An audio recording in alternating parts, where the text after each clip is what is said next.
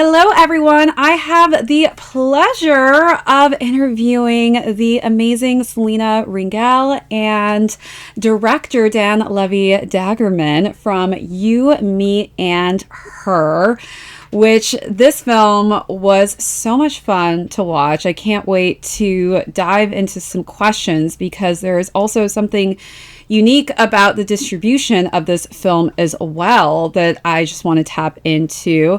But first and foremost, happy Valentine's Day. Thank you.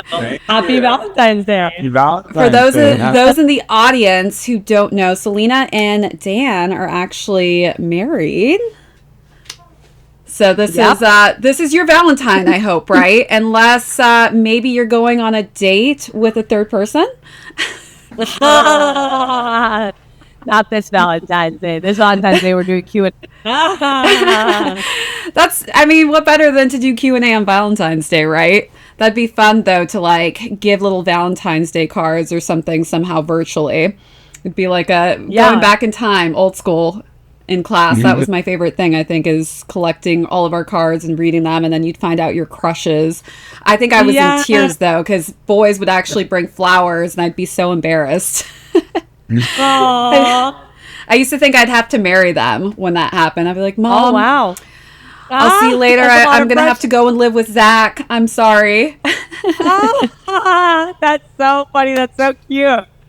I love that. But I would love to know, since the two of you are married, how much of You, Me, and Her is actually based on your real life experiences?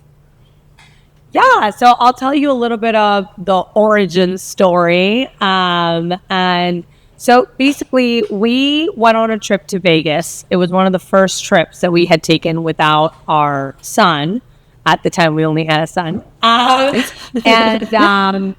We went to Vegas, we went to this club, and this woman started hitting on me at this club, and I realized that I found her very attractive and that I was kind of curious about her, and she really wanted to kiss me, and she asked me if it was okay, and obviously I checked in with Dan. He was right there. I was like, is that okay?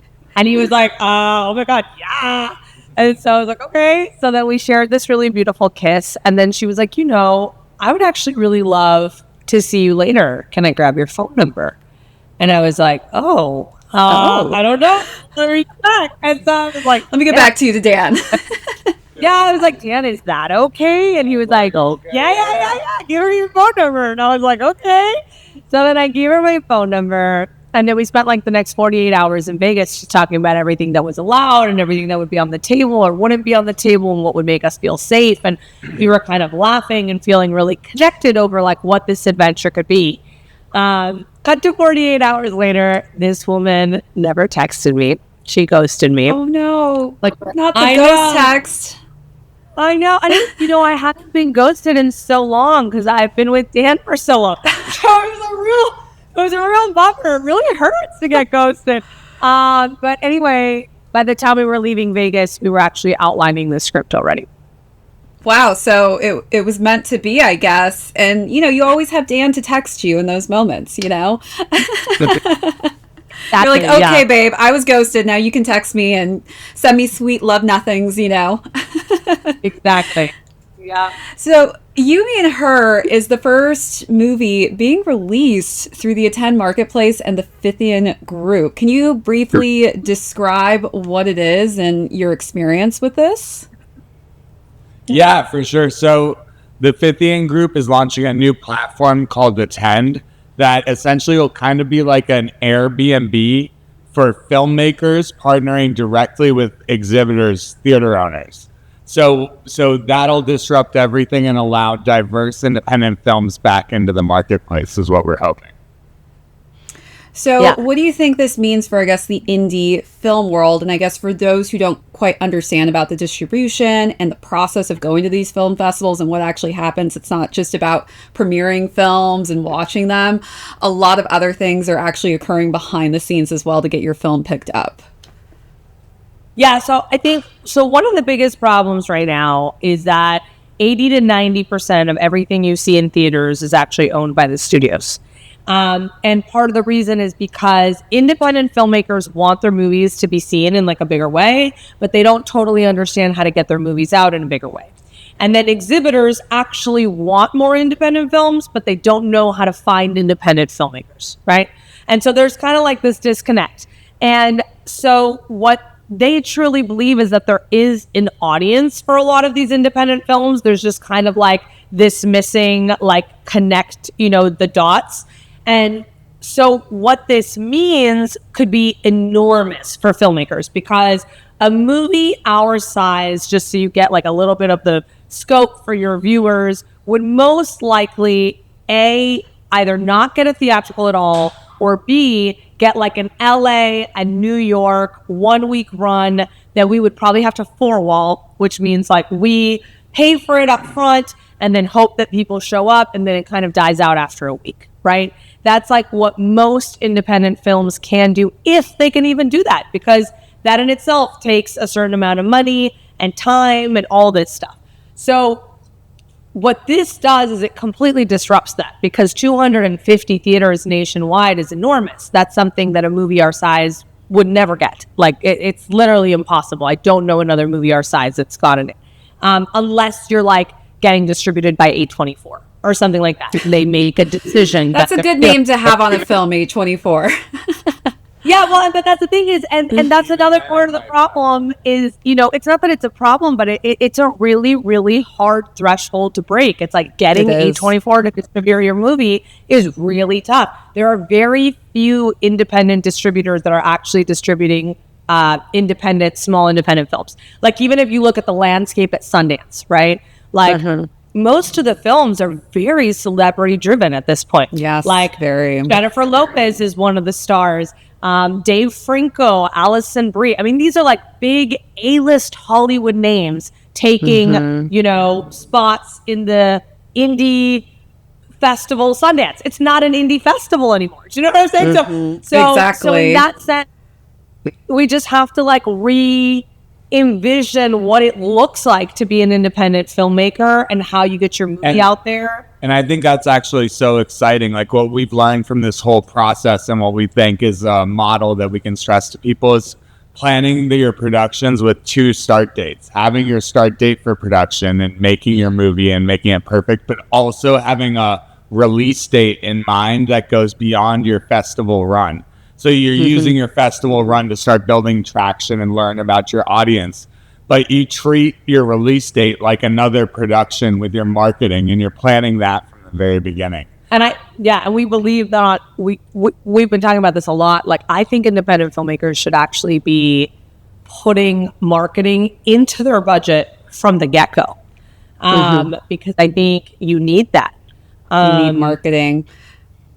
I mean, I've definitely gone through the experience of having a release for a show on a major streaming network just for it to not be seen.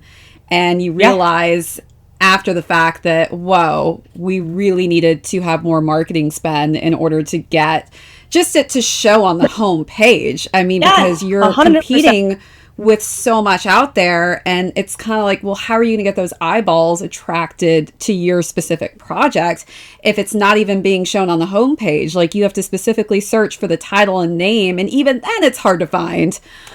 Yeah. Well, and our last movie, we sold directly to HBO Max, and we did really well with that sale, and we were so excited, but we didn't put any money into marketing because we didn't even think about it. And it's kind of like what you said. It's like, well, how did people find it? Like, we don't know. You know what I mean? Like, it's really, really tough. But on this movie, we've done like everything to try and bring more eyeballs to the release, which is really fun in our marketing campaign. I'm so proud of Selina. She's brought 20 brands to our campaign. Maybe you should tell her a little bit. Yeah. So, we've done a lot of really fun, innovative stuff in our marketing. But basically, we've partnered with 20 brands. We created 250 curated boxes that we sent to influencers across the nation. We created a childcare initiative where we're giving discounted childcare to everyone who wants to have a date night and see our movie in California. We did a Fandango promotion where you buy 2 tickets and you get 1 free. Bring your third. I love the tagline you used on that, by the way. It was very clever. I don't know whose idea that was, but that was very genius. That was Dan's idea. Great idea, Dan. So we're also giving away trips to Mexico on socials. So we literally have 3 trips for 3 couples that are going to be given away in the next month. If you follow at Yumi and Her Movie, and all you have to do is like the post and tag 2 people you would watch this with in theaters. And it's to the place where we shot the movie. And so the idea is like, we've really gone outside the box and here. And on top of that, we're also working directly with the exhibitors. We're collaborating with them and sharing them assets of all of our social media. So we've been working directly with them to post, and that sort of spreads the word to all of the theaters directly, which is super exciting. And I just want to shout out also that I wrote this book called Be the Train, Oh, the my mindset goodness. tool that you need to make your first feature. And I actually got a quote in the front of the book from Mel Robbins. Oh which is my like gosh, this is huge. one of the highlights of my life. Thank you. I Wow. cried actually when I got her quote. But it said, this love book that. will ignite the fire within you.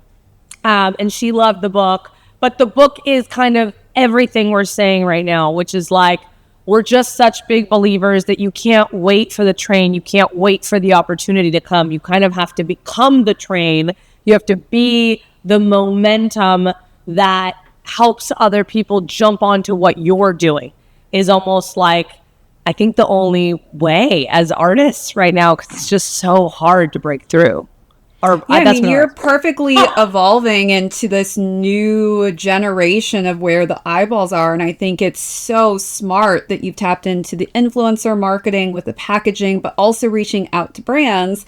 Brands are so essential as well in helping get a different variation of eyeballs. But this is something for an indie film that I've never heard of anyone trying to tackle or take on. So I love how you've kind of concocted this new way of marketing, but also saying, you know, we're not going to just stop at these film festivals to try and wait and get picked up. Like, we're going to kind of take it into our own hands, take the steps that it needs to have in order to make this successful. And kind of looking at today, you know, I was thinking, actually talking to some friends about Valentine's Day and how in the past this was a huge day for like rom-com films.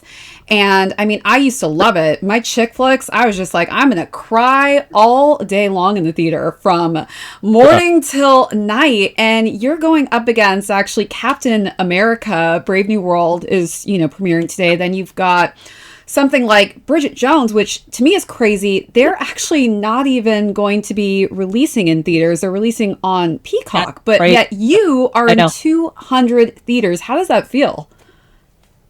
amazing.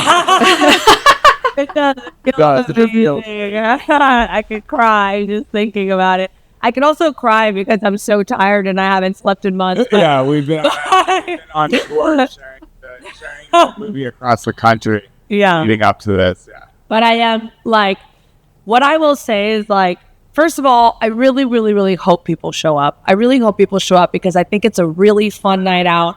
I think it's a really fun movie about being in a long-term committed relationship. I don't think it's just a movie about a threesome. I think it's a movie about how sometimes we stop being curious about each other. We stop checking in with each other. And we start taking each other for granted and making assumptions about each other. And it's about reconnecting. How do we start having more honest conversations and reconnecting with our partners? Because life gets hard and it's hard to check in. So I feel like that to me is a really important theme on Valentine's Day.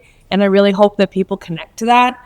But also like bigger picture, people should show up because we want to believe that people care about independent films, and we're one of many. There's so many incredible voices, so many incredible independent filmmakers that deserve to be heard, to be seen, to find their audience. And if this works, if we can say this worked, then that spreads it out to everybody else in this massive way that I want for everybody, because I think we all us hardworking independent filmmakers deserve it.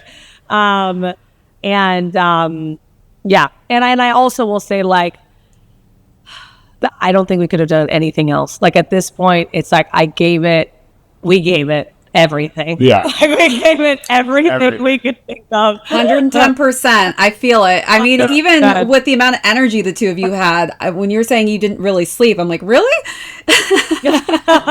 The two of you have so much energy right now. This is crazy. But I mean, to look back on this, I feel like this is the start to something huge for indie filmmakers. And I just love that you were able to kind of dissect as well, kind of behind the scenes of what goes on at these film festivals. Because I do think that people assume that it's not very complicated to get a film off the ground, up and running. But when you are competing with these larger big names now at the film festivals, it's really diluting it in such a different way than what these film festivals were known for.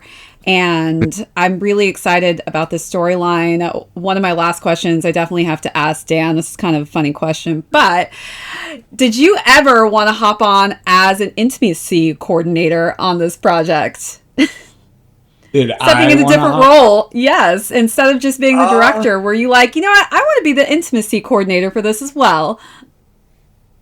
No, I think we had such a great chemistry of like working together with Sydney and Ritesh and all of us that I think just the dynamics of how it played out was just perfect. So I think it was a weird meta experience given like the storyline was sort of about us and how the situation sort of ends up in the film. I don't want to give anything away. Sort of a similar experience to directing a scene like that, which is really weird, you know, but as with Mike and all of that, but it was an incredible experience to work with everyone, and I'm so glad how it played out. Well, Selina, you were incredible in this film. Is there anything else you'd like the audience to kind of just leave the theaters with? Yeah, I think one of the biggest things that we've been receiving from the audience as we're doing all these premieres, and the thing that like touches my heart the most, that's most important to me, is people are saying, you know, I'm having a conversation with my partner I've never had. And it has nothing to do with a threesome. It's just that I'm checking in a way I haven't checked in a while. I'm asking questions I haven't asked before. And this movie really like opened that conversation. So thank you. And I think like that's the goal. Like that's the biggest thing I think we can achieve with this movie. And it makes me so happy because relationships are tough and we do need to check in and we need to get curious and we need to get honest. And it's not always easy.